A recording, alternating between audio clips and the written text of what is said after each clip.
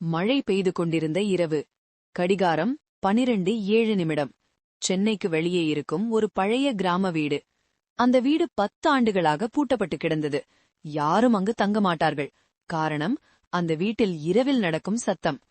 அந்த வீட்டை வாங்கியவன் அரவிந்த். பேயெல்லாம் எதுவுமில்லை என்று அவன் சிரித்தான். அவன் முதல் இரவு அங்கே தங்க முடிவு செய்தான். அந்த வீடு அமைதியாக இருந்தது. ஆனால் அமைதிதான் பயங்கரமானது. இரவு 1 மணி. மழை நின்றது.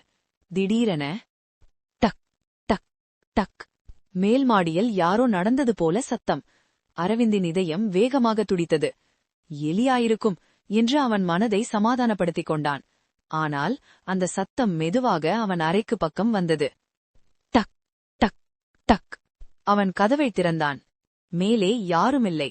திரும்பி உள்ளே வந்தான். அவன் கதவை மூட முயன்றபோது கதவின் பின்னாலிருந்து ஒரு குளிர்ந்த காற்று. அவன் கழுத்தை யாரோ மெதுவாக தொட்டது போல உணர்ந்தான். கண்ணாடி முன் நின்று கொண்டிருந்தான். அவன் முகம் மட்டும் கண்ணாடியில் தெரிந்தது. ஆனால் அவன் பின்னால் யாரோ நின்றிருந்தது போல ஒரு நிழல். அவன் திரும்பி பார்த்தான். யாருமில்லை. மீண்டும் கண்ணாடி. இந்த முறை அந்த நிழல் அவனுக்கு அருகில் வந்தது. முகம் தெரியவில்லை. கண்கள் மட்டும் சிவப்பாக பிரகாசித்தது. அவன் அலறினான். திடீரென மின் சென்றது. இருள். அந்த இருளில் ஒரு குரல். இந்த வீடு உன்னுடையது இல்லை.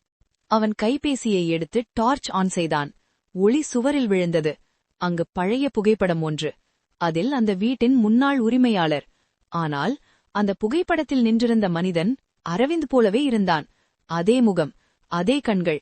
புகைப்படத்தின் கீழே தேதி 15/8/2016. அது இன்று முதல் சரியாக 10 ஆண்டுகளுக்கு முன். அவன் இதயம் நின்றுவிடும் அளவுக்கு துடித்தது. பின்னாலிருந்து மீண்டும் அந்த குரல். நான் இங்கேயே இருக்கிறேன்.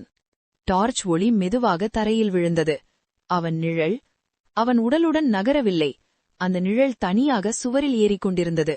அடுத்த நாள் காலை கிராம மக்கள் அந்த வீட்டின் முன் கூடியிருந்தனர். வீட்டின் கதவு திறந்திருந்தது. அரவிந்த் காணவில்லை. ஆனால் சுவரில் புதிய புகைப்படம் ஒன்று தொங்கியது. அதில் நின்று கொண்டிருந்தவன் அரவிந்த். பின்னால் ஒரு கருப்பு நிழல். அந்த புகைப்படத்தின் கீழே புதிய தேதி 15/8/2026. மழை மீண்டும் ஆரம்பித்தது. அந்த வீட்டின் நிழல் இன்னும் ஒருவரை காத்திருக்கிறது. Like and subscribe.